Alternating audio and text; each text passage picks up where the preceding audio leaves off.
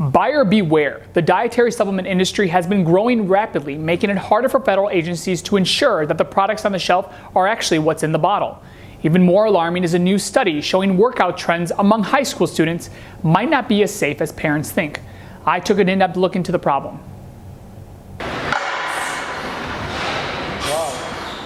Marcin Chawanik says he first learned about working out in high school.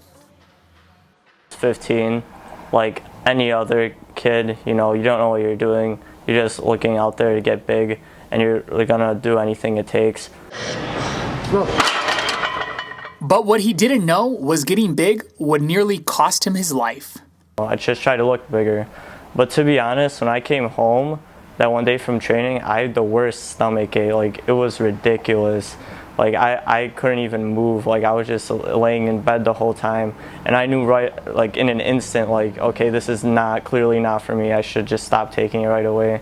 He first learned about dietary supplements through friends at the gym and says he felt confused.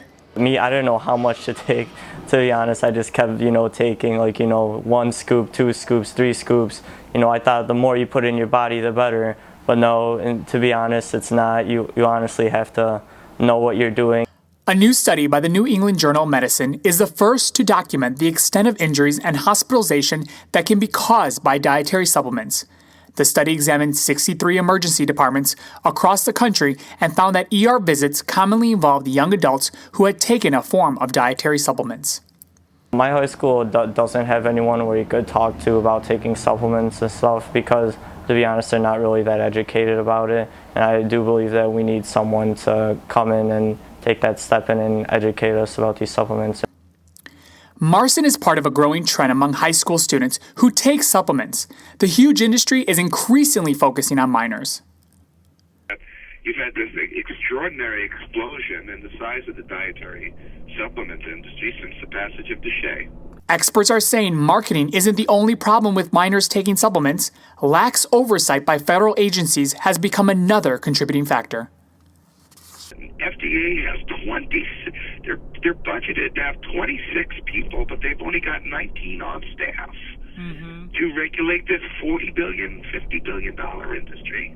Do you know how insane that is? But the FDA says it's doing all it can with the resources it has been given.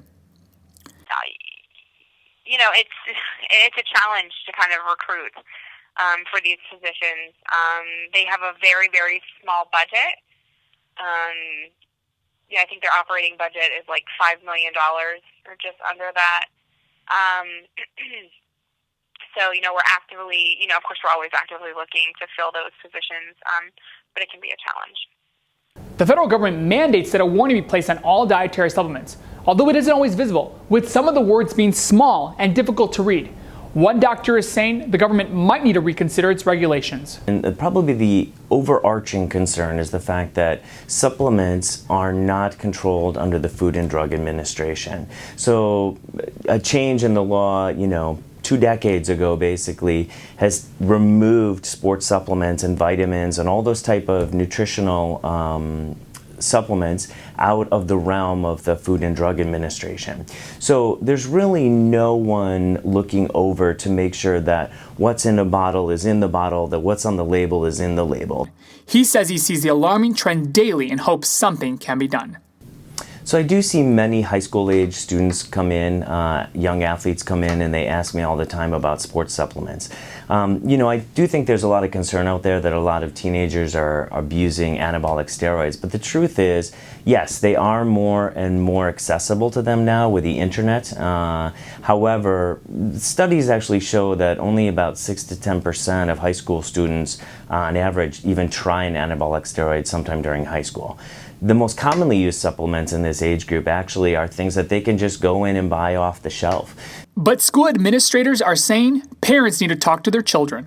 Because I really hold to this idea that at the end of the day, it is the student's responsibility for what they put into their body. And if they're not going to consult their local physician, their primary care physician, then they're the ones taking an incredible risk. And parents need to have the lines of communication such with their children so that if their child is considering trying to take some kind of substance that they think is going to help them perform better athletically, that they're clarifying with their primary care physician that it's safe for them to take this.